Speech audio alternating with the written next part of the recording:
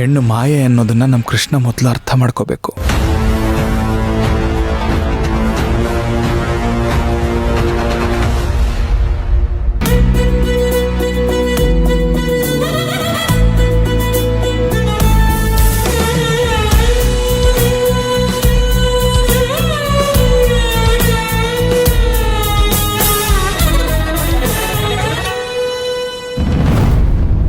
ಏಯ್ ಕೃಷ್ಣ,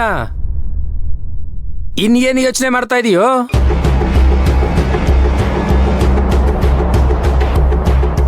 ಕೃಷ್ಣ, ಮನಸ್ಸಿನಲ್ಲಿ ಏನಾದರೂ ಇಟ್ಕೊಂಡಿದ್ರೆ ಕೇಳ್ಬಿಡಪ್ಪ. ನೀವು ತಪ್ಪು ತಿಳ್ಕೊಳ್ಳಲ್ಲ ಅಂದ್ರೆ ನಿಮ್ಮ ಹತ್ರ ಕೆಲವೊಂದು ಪ್ರಶ್ನೆಗಳನ್ನ ಕೇಳಬೇಕು ನಾನು.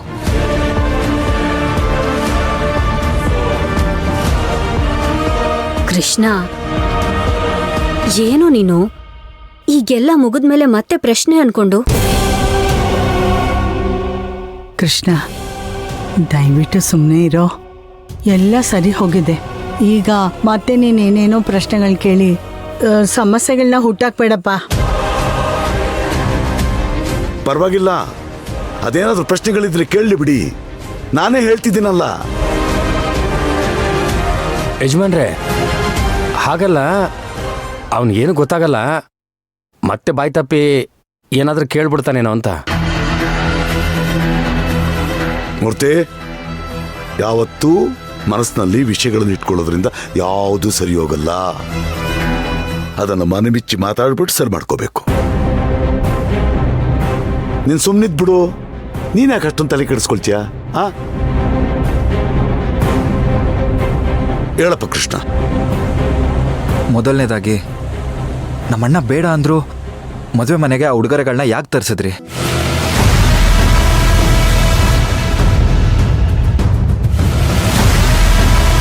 ಅದರಿಂದ ನನ್ನ ಅತ್ತಿಗೆ ಬಗ್ಗೆ ಊರವರೆಲ್ಲ ಬಾಯಿಗೆ ಬಂದಂಗೆ ಮಾತಾಡೋ ಥರ ಆಯಿತು. ನಿಮ್ಮ ಪ್ರಕಾರ ಅದು ತಪ್ಪಲ್ವಾ? ನಿನ್ನ ಮಾತು ಸತ್ಯ. ನೀನು ಕೇಳೋ ಪ್ರಶ್ನೆ ಸರಿಯಾಗಿದೆ. ನಿಮ್ಮಣ್ಣ ಛತ್ರಕ್ಕಿಂತ ಉಡುಗೊರೆಗಳನ್ನೆಲ್ಲ ತರಬೇಡಿ ಅಂತ ಹೇಳಿದ ಸತ್ಯ. ಆದ್ರೆ ನಾನು ನನ್ನ ಮಗಳಿಗೆ ಉಡುಗೊರೆ ಕೊಡೋದು ನನ್ನ ಹಕ್ಕು, ನಾನು ಕೊಡ್ತೀನಿ ಅಂತ ಹೇಳಿದೆ. ನಿಜ. ಆದರೆ ಮಾಯಾ ನನ್ನ ಮಗಳಿದ್ದಂಗೆ, ಅವಳಿಗೂ ನನ್ನ ಮಗಳಿಗೆ ಏನೇನು ಉಡುಗೊರೆ ಕೊಡ್ತೀವೋ ಅವನ್ನು ಕೊಡ್ತೀವಿ ಅಂತ ಹೇಳಿದೆ.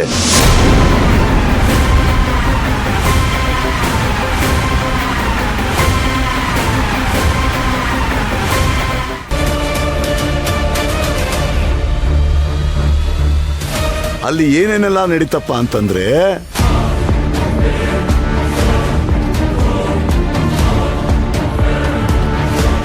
ಮಾಯಾಗೂ ಉಡುಗೊರೆ ಕೊಡಬೇಕು ಅಂತ ನಿರ್ಧಾರ ಮಾಡಿದೀವಿ. ನನ್ನ ಮಗಳಿಗೆ ನೀವ್ಯಾಕೆ ಉಡುಗೊರೆ ಕೊಡ್ತೀರಾ? ಮಾಯಾ ಕೂಡ ವಂಶಿ ತರ ನನ್ನ ಮಗಳೇ, ಅದಕ್ಕೆ ಇವಳಿಗೂ ಕೂಡ ಉಡುಗೊರೆ ಕೊಡ್ಬೇಕು ಅಂತಿದೀವಿ. ನನ್ನ ಮಗಳಿಗೆ ಯಾರು ಯಾವ ಉಡುಗೊರೆನೂ ಕೊಡೋದ್ ಬೇಕಾಗಿಲ್ಲ. ನಮ್ ಕೈಲಿ ಏನು ಆಗಲ್ಲ ಅಂತ ಹಂಗ್ಸಿ ನಿಮ್ಮ ದೊಡ್ಡಸ್ಕಿ ಪ್ರದರ್ಶನ ಮಾಡ್ತಿದ್ದೀರಾ. ಮಾಯಾನು ನಮ್ಮ ಮಗಳೇ ಅಂತ ನಾವು ತಿಳ್ಕೊಂಡಿದೀವಿ. ನಿಮ್ ಮಗಳಿಗೆ ನೀವ್ ಏನ್ ಬೇಕಾದ್ರೂ ಕೊಟ್ಕೊಳ್ಳಿ, ನನ್ನ ಮಗಳ ತಂಟೆಗ್ ಬರ್ಬೇಡಿ. ನೀವ್ ಯಾಕೆ ಈ ತರ ಮಾತಾಡ್ತಿದ್ದೀರಾ? ನೀವ್ ಹಾಕೋ ಭಿಕ್ಷೆನ್ ತಗೊಳಕ್ಕೆ ನಾವೇನ್ ಬೀದಿಲ್ ಬಿದ್ದಿಲ್ಲ. ಪ್ರೀತಿಯಿಂದ ಕೊಡೋದನ್ನ ಉಡುಗೊರೆ ಅಂತಾರೆ, ಭಿಕ್ಷೆ ಅನ್ನೋದಿಲ್ಲ. ಪ್ರೀತಿ ಹೆಸರಲ್ಲಿ ನೀವ್ ಮಾಡೋ ನಾಟಕ ನನಗ್ ಗೊತ್ತಿಲ್ಲ ಅಂತ ಅನ್ಕೊಂಡಿದೀರಾ? ತೊಟ್ಲ್ ತೂಗೋದು ನೀವೇ, ಮಗುನ್ ಚಿವುಟೋದು ನೀವೇ. ನಿಮ್ಮಿ ಆಟಗಳನ್ನ ನಾನು ಎಷ್ಟು ನೋಡಿಲ್ಲ. ನೀವು ಮದುವೆಯಲ್ಲಿ ನಮ್ಮ ಕೃಷ್ಣನಿಗೆ ಉಡುಗೊರೆಗಳನ್ನ ಕೊಡೋದು ಬೇಡ. ಮದುವೆ ಮನೆಯಲ್ಲಿ ಉಡುಗೊರೆ ಕೊಡ್ಲಿಲ್ಲ ಅಂದ್ರೆ ನಮ್ಮ ಮರ್ಯಾದೆ ಏನಾಗ್ಬೇಕು ಊರವ್ರ ಮುಂದೆ? ಬರೀ ನೀವು ನಿಮ್ಮ ಮರ್ಯಾದೆ ಬಗ್ಗೆ ಅಷ್ಟೇ ಯೋಚನೆ ಮಾಡ್ತಿದ್ದೀರಿ. ಈಗ ನೀವೇ ಹೇಳಿದ್ರಿ ಎಷ್ಟೋ ಸಲ ಮಾಯಾ ನಿಮ್ಮ ಮಗಳಿದ್ದ ಹಾಗೆ ಅಂತ. ಅವ್ರ ಜಾಗದಲ್ಲೂ ನಿಂತೊಂದ್ಸಲ ಯೋಚನೆ ಮಾಡಿ ನೋಡಿ. ವಂಶಿ ಖುಷಿಯಾಗಿರ್ಬೇಕು ಅಂದ್ರೆ ಅವಳ ಮದ್ವೆ ಆಗಿ ಹೋಗೋ ಮನೇಲಿರೋರೆಲ್ಲ ಖುಷಿಯಾಗಿರ್ಬೇಕು. ಈ ವಿಷಯಕ್ಕೆ ಅವ್ರ ಮಧ್ಯೆ ಮನಸ್ತಾಪ ಬಂತು ಅಂದ್ರೆ ನಮ್ ವಂಶಿ ಹೇಗ್ ಖುಷಿಯಾಗಿರ್ತಾಳೆ? ಸರಿ, ಈಗೇನ್ ಮಾಡ್ಬೇಕು? ಮದ್ವೆ ಮುಗಿದ್ಮೇಲೆ ಅಳಿಯಂದ್ರ ಮನೆಗೆ ಹೋಗಿ ನಾವು ಕೊಡ್ಬೇಕಾಗಿರೋ ಉಡುಗೊರೆನ ಕೊಟ್ರಾಯ್ತು. ಇದರಿಂದ ಯಾರಿಗೂ ಬೇಜಾರಾಗಲ್ಲ, ಎಲ್ರೂ ಖುಷಿಯಾಗಿರ್ತಾರೆ. ಈಗ ಒಂದು ಉಪಕಾರ ಮಾಡ್ತೀರಾ? ಅದೇನು ಹೇಳಪ್ಪ. ಊರಿಂದ ಉಡುಗೊರೆ ತಗೊಂಡು ಗಾಡಿ ಬರ್ತಾ ಇದೆ. ಯಾವುದೇ ಕಾರಣಕ್ಕೂ ಅದು ಮದುವೆ ಮನೆಗೆ ಬರಬಾರ್ದು. ನಾನ್ ನಿಮ್ಗೇನ್ ಹೇಳಿದ್ದೆ? ನೀವೇನ್ ಮಾಡಿದೀರಾ? ಇವಾಗ ಏನಾಯ್ತು? ಇವೆಲ್ಲ ಇಲ್ಲಾಕೋ ತಂದ್ರಿ? ವಾಪಸ್ ಕಳ್ಸಿ ಅಂತ ಹೇಳಿದ್ದೆ ತಾನೆ? ಅವತ್ತು ಇಷ್ಟೆಲ್ಲ ಆಗ್ಬಿಡ್ತಪ್ಪ ಕೃಷ್ಣ. ನಾನು ವಂಶ ಕೊಡ್ಬೇಕಾಗಿದ್ದನ್ನ ಮಾಯಾಗೂ ಕೊಡ್ತಿದ್ದೆ.